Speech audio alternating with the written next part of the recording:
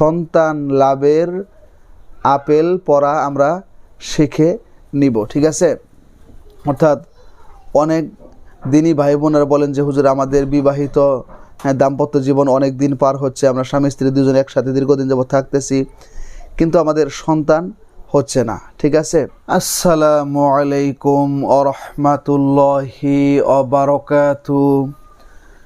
আপনারা দেখছেন মফিদি মিডিয়া, সাথে আছি আমি মনসুরুল হক মফিদি।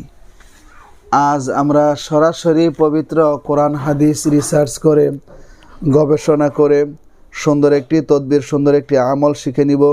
সেটি হচ্ছে সন্তান লাভের আপেল পড়া আমরা শিখে নিব। ঠিক আছে, অর্থাৎ অনেক দিনই ভাই বোনেরা বলেন যে হুজুর আমাদের বিবাহিত দাম্পত্য জীবন অনেক দিন পার হচ্ছে, আমরা স্বামী স্ত্রী দুজন একসাথে দীর্ঘদিন যাবত থাকতেছি, কিন্তু আমাদের সন্তান হচ্ছে না। ঠিক আছে, তো এরকম অভিযোগ, এরকম সমস্যা অনেক দিনই ভাই বোনদের সংসারের মধ্যে রয়েছে।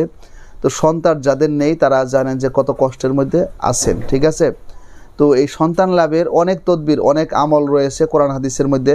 আল্লাহ পাক সন্তান যাদের নেই হওয়ার জন্য দোয়াও শিক্ষা দিয়েছেন, সেটিও আমি আপনাদেরকে মফিদি মিডিয়ার মাধ্যমে দিয়েছি। তো আজকে একটি ব্যতিক্রম ধর্মী একটি আমল, সেটি হচ্ছে একটি আপেল পড়া।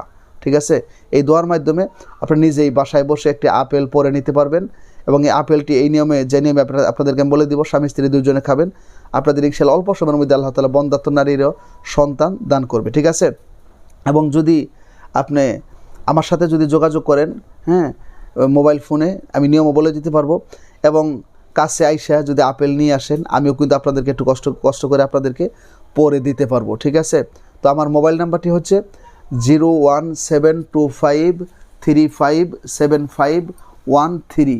আমার এই একটি মাত্র নাম্বার, আর দ্বিতীয় কোনো নাম্বার নেই, এর সাথে ইমো হোয়াটসঅ্যাপ দুইটা যুক্ত করা আছে ইনশাল্লাহ। ঠিক আছে, তো আল্লাহ তাআলা আপনাদেরকে অবশ্যই সন্তান দান করবে যদি নিয়ম মেনে যদি এই কাজটা যদি করতে পারেন আল্লাহর রহমতে ইনশাল্লাহ। মনে রাখবেন, সন্তান দেওয়ার মালিক হচ্ছে একমাত্র আল্লাহ পাক রব্বুল আলামিন। আল্লাহ ছাড়া বান্দার মনের আশা কেউ পূরণ করতে পারে না। তবে আল্লাহ তাআলার কাছে আপনাকে চাইতে হবে এই নিয়মে, যে নিয়মে আল্লাহ এবং আল্লাহ রসুল এবং উলামা হক্কানি আলেমগণ, পীর মাশায়েখগণ, তারা যেভাবে আমাদেরকে পথ দেখায় গেছেন, রাস্তা দেখিয়ে দিয়েছেন, সেই পদ্ধতিতে আমাদেরকে আল্লাহ তাআলার কাছে চাইতে হবে। ঠিক আছে, তো এই নিয়মটা হচ্ছে আপনি সুন্দর করে অজু করবেন, অজু করে পবিত্র হবেন, পবিত্র হয়ে আপনার একটি আপেল আপনি কি করবেন, নিবেন। ঠিক আছে, একটি আপেল আপনি নেবেন, কিংবা এখানে দুইটা সিস্টেম, অথবা 9টা আপেল আপনি নেবেন। কতটা? অথবা 9টা আপেল আপনি নেবেন। একটা এবং 9টার কথা কি জন্য বললাম এটা পরে বলতেছি। তো আপনি 9টা আপেল অথবা একটি আপেল আপনি নেবেন। ঠিক আছে, কারণ যদি 9টা আপেল একসাথে পরে নেন, তাহলে এই 9টা আপনি খাইতে পারবেন 9 দিন স্বামী স্ত্রী মিলে। আর যদি কোন জানা প্রতিদিন একটা একটা পরে নিব, তাহলে তো আপনি একটা একটা পড়লে 9 দিন খাবেন। ঠিক আছে, এটা আপনার ইচ্ছা। তো আমার মনে হয় যে 9টা একসাথে পরে নিলেই ভালো হয়, প্রতিদিন কষ্ট করে অনেকেই পড়তে পারবেন না। ঠিক আছে, এই জন্য 9টা একসাথে পরে নিলেই ভালো হয়, সেটাই বলছি আপনাদেরকে। তো আপনারা এই যে কোনো হক্কানি আলেমকে দ্বারা আপেলটি পড়ায় নিতে পারবেন, আমার কাছ থেকেও নিতে পারবেন, আপনারা নিজেরাও পড়তে পারবেন, কোনো সমস্যা নেই। তো অজু করে পবিত্র হয়ে ক্যাবলামুখী হয়ে বসবেন, পশ্চিম দিকে ঘুরে বসবেন। বসে 9টা আপেল আপনারা সামনে রাখবেন, রেখে যে কারণে তদবিরটি করবেন এটা মনে মনে খেয়াল করবেন। আল্লাহ পাকের উপর পূর্ণ বিশ্বাস এবং ভরসা রেখে 3বার ইস্তেগফার পাঠ করবেন, আস্তাগফিরুল্লাহ আস্তাগফিরুল্লাহ আস্তাগফিরুল্লাহ। এরপরে 3বার সহি তরিকার যে কোনো দরুদ শরীফ পাঠ করবেন। দরুদ শরীফ যেটা সহি তরিকার সাল্লাল্লাহু আলাইহি ওয়াসাল্লাম, এটাও পড়তে পারেন। নামাজের মধ্যে যে দরুদ পড়ি সেটাও পাঠ করতে পারেন। 3বার পাঠ করার পরে আপনারা এই যে একটা দোয়া আমি আপনাদেরকে শিখিয়ে দিচ্ছি। ঠিক আছে, এই দোয়াটিকে আপনারা 900বার করে পাঠ করতে হবে।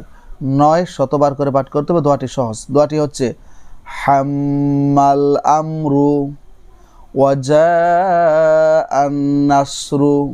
আবার বলছি, হাম্মাল আমরু ওয়াজাআন নাসরু।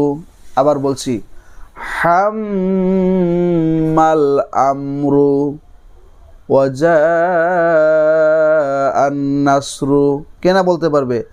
হাম্মাল আমরু ওয়াজাআন নাসরু, সবাই বলতে পারবে।